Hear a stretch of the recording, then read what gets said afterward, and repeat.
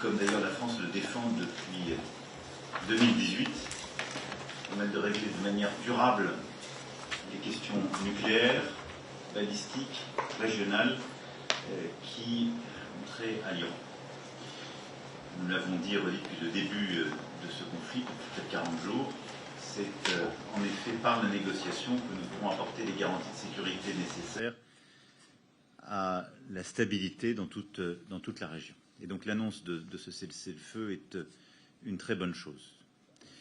Ce Conseil doit nous permettre de faire un point complet sur la situation au Moyen-Orient et nous avons depuis le premier jour le même objectif. Nous n'en avons pas varié et nous n'en varierons pas. D'abord protéger nos intérêts et nos ressortissants. Ensuite, être aux côtés de nos partenaires régionaux en participant à la défense de leur territoire, ce que nous avons fait durant toutes ces semaines.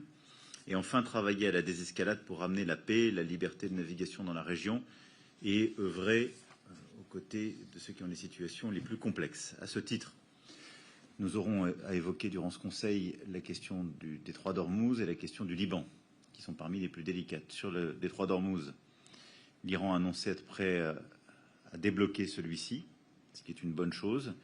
Et nous travaillons depuis plusieurs semaines à mobiliser nos partenaires en Asie, en Europe, dans la région. Une quinzaine de pays sont aujourd'hui mobilisés et participent à la planification sous le pilotage de la France pour permettre justement la mise en œuvre d'une mission strictement défensive en coordination avec l'Iran quand les conditions seront remplies pour permettre de faciliter la reprise de cette circulation. Nous y reviendrons pendant ce Conseil. Sur le Liban, qui, à date, est aussi inclus dans le cessez-le-feu, ce qui est une bonne chose et même une chose indispensable, et où les frappes ont cessé ces dernières heures, la situation est critique. Le Hezbollah a fait la faute stratégique en attaquant Israël et en entraînant le Liban dans la crise régionale, mais ce à quoi nous assistons aujourd'hui, à la fois par ce à quoi nous avons assisté par les frappes et l'occupation du sud Liban d'Israël ne peut pas être une réponse dans la durée, nous le savons. Et donc, notre souhait dans ce contexte, c'est de nous assurer que le cessez-le-feu inclut pleinement le Liban.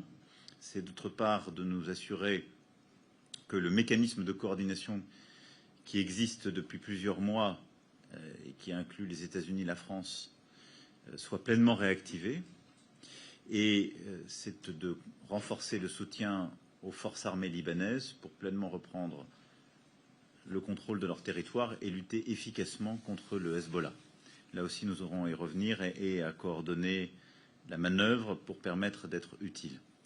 Nous reviendrons aussi sur la situation des différents pays de la région. Je pense à l'Irak, où la situation reste très volatile, avec l'action des milices pro-iraniennes qui doit, elle aussi, donc, l'Irak être inclus dans le cessez-le-feu, et où il est important de pouvoir bâtir, en lien avec le Premier ministre et les autorités irakiennes, des solutions de paix durables.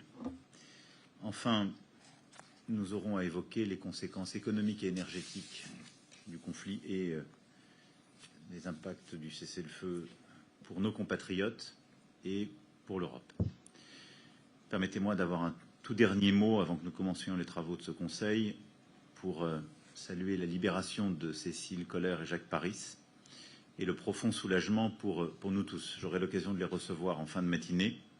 C'est la fin d'une terrible épreuve de 3 ans et demi et je veux ici remercier les autorités omanaises pour leurs efforts de médiation, en particulier dans ces derniers temps, l'ensemble des services de l'État qui ont été impliqués dans ces négociations et notre ambassadeur, son équipe sur place, sous l'autorité du ministre, qui ont, ces dernières semaines en particulier, fait un travail remarquable et avec beaucoup de courage. Voilà, en tout cas, nous sommes extrêmement heureux de leur arrivée sur le sol français au moment où je vous parle.